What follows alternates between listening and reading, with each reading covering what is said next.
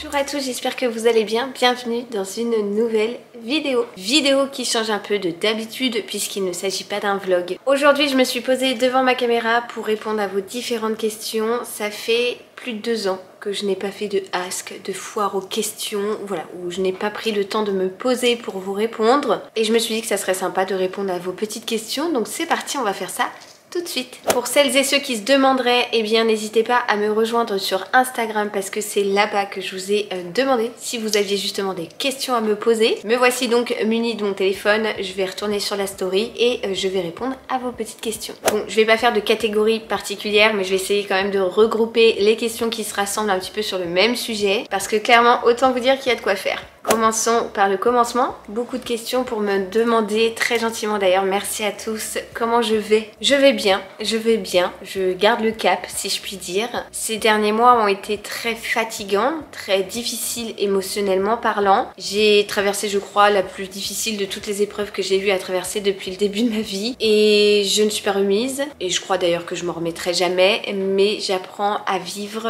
avec cette douleur, avec ce manque, voilà, celui de mes grands-parents. C'est difficile au quotidien parce que je réapprends à vivre, clairement. Mes grands-parents faisaient partie intégrante de mon quotidien, de mes journées, voilà, de ma vie en elle-même. Et être sans eux, c'est clairement pas chose facile pour moi. C'est très difficile, mais j'essaye d'aller de l'avant pour eux parce que je leur ai promis et puis parce que je veux les rendre fiers. Bon, alors là c'est Cachou, voilà, qui vient faire un petit câlinou. Après ça sera très certainement Socket, vous avez l'habitude de les voir. Si vous me suivez, vous les connaissez, les 2 chippies de la maison. Bon, il y en a 3 hein, parce que Olive fait clairement partie des chippies aussi. Donc voilà, ça va, j'essaye de garder le cap et de faire en sorte que ça aille. Mais il y a des fois où ça va pas du tout et c'est ok et le temps fera son travail, en tout cas j'espère. Voilà, j'ai pas grand chose à dire si ce n'est que je baisserai pas les bras pour eux, mais que oui c'est difficile et que somme toute ça va. Bon, vraiment, j'ai pas préparé la vidéo. Vous voyez, je vais prendre les questions au fur et à mesure comme elles viennent. Quel est ton fond de teint? Voilà, on change complètement de sujet. Mon fond de teint, c'est le Care de chez Sephora que je prends en teinte 20N. Vous êtes un millier à me demander à chaque fois, mais c'est un fond de teint que je prends depuis pas mal de temps maintenant. J'en avais même parlé à Juju, qui elle en a parlé autour d'elle. Enfin voilà, ce fond de teint, il est vraiment génial. Je crois qu'il coûte 17 € chez Sephora. Et il me fait facile 2 mois. Donc voilà, il est très très bien. Il a une bonne couvrance mais pas trop, ce qui laisse vraiment apparaître la peau quand même en dessous. Il est lumineux, il est pas gras, enfin en tout cas il correspond tout à fait aux attentes que j'ai d'un fond de teint. Alors question qui est beaucoup énormément revenue, voulez-vous un 3e enfant avec David? Bon déjà les amis on se calme, Oli n'a que 18 mois, clairement j'ai envie de profiter d'elle et puis oui alors je m'écouterai, moi j'aurai une colonie forcément, mais après il faut avoir la santé pour les élever, il faut avoir les moyens de les élever comme on a envie de les élever, enfin voilà plein de choses. Forcément on en a déjà discuté et on n'est carrément pas contre et moi j'ai clairement envie, mais pour l'heure pas tout de suite. Voilà, c'est pas du tout au programme. Ne vous attendez pas à me voir apparaître comme j'ai fait pour Olivia avec un bidou de plus de 6 mois que je vous avais caché ça. Bon, là Cachou quand même, là tu prends un peu trop d'espace. Non mais Cachou... Mais c'est jamais simple, pourquoi je peux jamais filmer de vidéos facilement? Je disais donc, ne vous attendez pas à me voir apparaître sur IG ou YouTube avec un gros bidou, parce que pour Oli, je vous avais caché ça pendant plus de 6 mois, parce que c'est pas du tout au programme pour l'heure. Voilà, pour l'instant, oui, on en a déjà parlé, mais c'est pas du tout programmé dans les mois qui arrivent.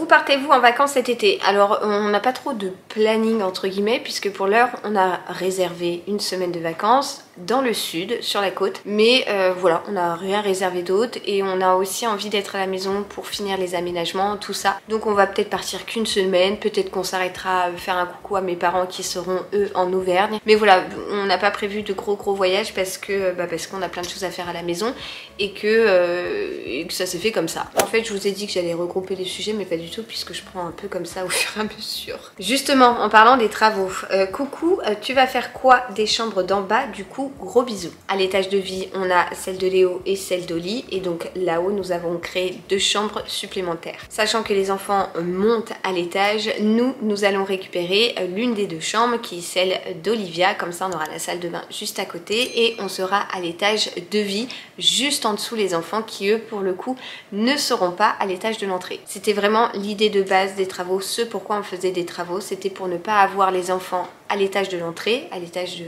voilà, du lieu de vie, etc. Mais de les avoir à l'étage supérieur pour que nous, on puisse bien avoir notre espace parental au niveau de l'entrée, etc. Et justement, que vous reste-t-il à faire à l'étage avant que les minis montent? Alors les minis vont monter incessamment sous peu, d'ici quelques jours je dirais, puisqu'il nous reste en gros de chez gros pas grand chose. Afin de veiller à leur sécurité, on va mettre une barrière en haut des escaliers. Et en soi, une fois que ça est fait, ils peuvent monter puisqu'il nous reste à couper les rideaux et tout. Mais bon, ça, clairement, ça les empêche pas d'aller dans leur chambre. La salle de bain est en stand-by pour l'heure parce qu'on n'est pas encore... Voilà, on s'est pas penché encore du tout sur leur salle de bain. En revanche, leurs chambres sont complètement finies, ça y est. Donc voilà, ça va se faire très rapidement. Je pense peut-être même ce week-end, j'en sais rien. Sachant que dans la chambre de Léo, il restera les stickers à poser et peut-être un petit pan de mur à faire en peinture. Mais ça ne nous empêche pas de déjà aménager sa chambre et tout parce que vraiment il y en aura pas pour longtemps et ça sera pas du gros œuvre comme ce qu'on a déjà eu fait. Coucou, est-ce que tes enfants ont un caractère différent? Si oui, de quelle manière? Merci, bisous. Alors mes enfants sont complètement différents mais en tout point. Et ils ont des caractères très opposés. Opposés oui et non parce qu'ils sont tous les deux très dynamiques, très voilà, toujours dans le speed, dans tout ça, hein, j'ai envie de vous dire, ils ont de qui tenir. Mais par contre j'ai un Léo qui est très sensible, très accroché à papa et maman. Il a vraiment besoin de beaucoup de repères. À côté de ça, j'ai une Olivia qui est, elle, pour le coup... alors, elle vit ses émotions. Olivia vit ses émotions. Elle est en colère, elle est très en colère. Elle est triste, elle est anéantie. Elle est joyeuse, elle est... euphorique. Enfin voilà, elle a vraiment cette capacité-là de vivre ses émotions à 1000%. Et j'ai ma batterie qui clignote, donc je vais chercher mon chargeur. Voilà, bon, vous êtes à charger, j'espère que ça va tenir comme ça. Je vous disais donc que, ouais, Olivia est une enfant qui vit à ses émotions à 1000%. Alors Léo aussi, c'est un grand sensible, mais ils n'ont pas la même façon de gérer le truc, on va dire. À côté de ça, Oli est une enfant très autonome. Léo, au même âge, pas du tout. Il fallait tout le temps qu'il joue, oui, mais avec moi. C'est des enfants vraiment qui sont aux opposés sur certaines choses. Par exemple, Olivia, elle a toujours extrêmement bien dormi. Pour le coup, Léo, ça a toujours été très compliqué. Je vous en ai beaucoup parlé ici. Il a fait ses nuits à 2 ans et demi. Aurais-tu pu vivre éloigné géographiquement de ta famille, grands-parents, parents, fratrie? J'aurais aimé, fut un temps, notamment quand j'étais en études, faire l'Erasmus, mais je n'ai pas eu la possibilité de le faire. Et puis ensuite, eh bien, j'étais très proche avec mes grands-parents, je suis très proche de mes parents, je suis très proche de mes sœurs, je suis très proche de ma tata, de mes beaux-parents, de voilà. Et clairement c'est mon noyau dur, c'est ma force au quotidien. Et maintenant, non, clairement je me verrais pas m'éloigner de mes proches. Non, je ne saurais pas faire sans eux, je crois. Bon, forcément, il y allait avoir quelques questions sur ma maladie. Donc, comment vont tes problèmes de santé? Alors, on va pas appeler ça des problèmes de santé parce qu'en soi, c'est pas un problème. C'est là, et il faut faire avec. Et j'ai décidé de plus le voir, enfin, je l'ai jamais vraiment vu comme ça de toute façon, comme un problème. Je le prends plus comme un challenge, on va dire. Bon, je pense que vous êtes au courant. J'ai une sclérose en plaques qui est somme toute assez active. Voilà, j'ai eu plusieurs poussées, notamment une au niveau de la moelle épinière. Enfin, je vous parle de celles qui ont laissé des séquelles au niveau de la moelle épinière et l'une qui m'a retiré la vue de mon œil droit. Bah écoutez, avec ma petite coloc, ça se passe pas trop mal vu que mon traitement fonctionne et qu'il arrive à lui mettre la misère. Voilà, je saurais pas trop quoi vous dire de plus. J'essaye de faire avec. Je sais que c'est là. Je dis pas que je fais du mieux que je peux, mais en tout cas, je donne le maximum pour remporter cette bataille. Voilà, la sclérose en plaques, que vous dire de plus, c'est chiant. Il n'y a pas d'autre mot, c'est sûr, c'est chiant. Je vais pas faire youhou, j'ai une sclérose en plaques, haha. J'aurais préféré de jamais entendre ces mots-là dans le bureau de mon neurologue, mais bah écoutez, c'est là. Pour l'heure, mon traitement fonctionne. J'ai toujours les déboires de la CEP, hein, c'est sûr, mais j'ai pas envie que ça contrôle ma vie dans le sens où voilà, c'est là. on fait les choses pour, mais c'est pas ça qui va déterminer qui je suis, ce que je fais dans ma vie. Il est hors de question que ce soit elle qui commande en fait, donc voilà, tant que je peux un petit peu contrôler, bah j'essaie de faire le max. Je pense que vous l'avez vu dans un de mes derniers vlogs, si vous suivez mes vlogs, j'ai entamé un parcours de MDPH. Bon, je suis désolée, je vous ai dit que ma caméra n'avait plus de batterie, je vous ai laissé un petit temps à charger et je vous laisse à charger en même temps que je filme en espérant que ma caméra tienne. Je sais même plus trop où est-ce que je me suis arrêtée, il me semble que je vous parlais du fait que j'avais fait ma demande pour avoir le statut handicapé, voilà, bon, c'était pas du tout dans mes projets de vie, c'est vrai, mais suite à l'insistance de mes médecins, il m'a semblé plus judicieux de le faire, puisque la sclérose en plaques, on ne sait jamais comment est-ce qu'elle va évoluer, et du coup mieux vaut prévenir que guérir, disons. Voilà, mais sinon ça va, ma colocataire me laisse plutôt tranquille ces derniers mois, donc je suis plutôt contente, on va dire, même très contente. Alors, encore une fois, et ce depuis bientôt 4 ans, même plus de 4 ans, depuis 4 ans et demi, j'ai toujours cette question qui revient. Pourquoi ne pas être resté dans l'éducation nationale? Comptes-tu retourner un jour en tant que prof, en tant que maîtresse? Eh bien, c'est pas dans mes projets. Je ne jamais dire jamais parce que voilà, on ne sait pas de quoi l'avenir est fait. Mais pour l'heure, c'est pas du tout dans mes projets. Et pourquoi je n'y suis pas restée? Tout simplement parce que je pouvais vivre de mon nouveau métier, qui est donc créatrice de contenu, et j'adore ce que je fais, et voilà, et je voulais essayer autre chose, et j'en suis pleinement satisfaite pour l'heure, et j'ai cette chance inouïe de pouvoir faire un métier qui me passionne. Partager avec vous, c'est vraiment quelque chose qui me plaît profondément. J'adore partager des vidéos, j'adore créer du contenu pour les marques, j'adore tester des choses, vous en parler, échanger avec vous, etc. Et voilà, et je ne regrette pas d'avoir été maîtresse un jour, je ne dis pas que je ne le serai jamais, peut-être que je serai prof dans d'autres niveaux ou quoi, j'en sais rien, mais pour l'heure, l'éducation nationale n'est pas au programme, voilà. Petit retour en arrière sur les travaux, j'ai eu beaucoup de questions par rapport au budget, du fait que l'on ait fait intervenir une entreprise pour l'aménagement de nos combles. Alors à savoir que chaque budget dépend du projet en lui-même. Nous ici, il y avait une modification de charpente, c'est-à-dire qu'on avait une charpente à l'américaine et il nous fallait une charpente en A pour pouvoir ensuite meubler, enfin plaquer, meubler, etc. Et du coup tout ça rentre en ligne de compte forcément. Il y avait également l'ouverture d'un escalier, il y avait la mise en place d'ouverture de toit, enfin voilà, il y avait beaucoup de choses, et du coup vous donner le prix, c'est pas que je veux pas, c'est que clairement ça va pas vous donner plus d'infos parce que vous n'avez pas la surface, vous n'avez pas le prix appliqué pour telle ou telle tâche, si je puis dire, genre la création de l'escalier, la modification de la charpente, enfin voilà, tout est relatif à chaque chose que vous demandez sur votre devis. Ce que je vous conseille, c'est de vous faire aider, enfin de faire passer un maximum d'entreprises, de juger celle qui vous plaît, ensuite de comparer les différents devis, etc. Vous donner un budget comme ça de but en blanc, ça va pas vous aider vraiment. Alors j'ai aussi beaucoup de questions là-dessus. Est-ce que tu pourras nous donner des idées, références d'activités manuelles avec les enfants? Alors j'ai pas de manuel, de référence, de quoi que ce soit en particulier à vous partager, puisqu'en fait bien souvent je traîne sur les réseaux, je vois une idée, je me dis ah peut-être qu'on peut faire ça, ou peut-être qu'on peut modifier ça en faisant ça et ça nous créera telle ou telle activité.